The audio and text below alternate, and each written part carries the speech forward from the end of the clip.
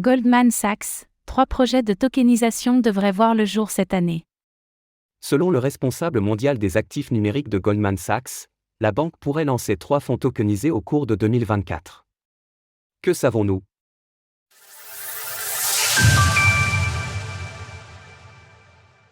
Goldman Sachs se tourne vers les fonds tokenisés.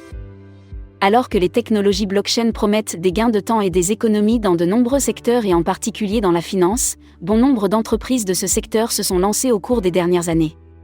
C'est notamment le cas de BlackRock et de son fonds tokenisé Built lancé au printemps dernier.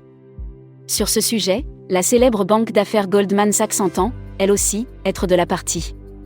En effet, Matthew McDermott, le responsable des actifs numériques de Goldman Sachs, a annoncé que l'entreprise aurait pour projet de lancer 3 fonds tokenisés au cours de 2024. Pour l'heure, l'intéressé s'est montré relativement évasif sur l'objectif des 10 fonds, mais il a toutefois indiqué que l'un d'entre eux concernerait un fonds de placement aux États-Unis, tandis qu'un deuxième porterait sur la dette européenne.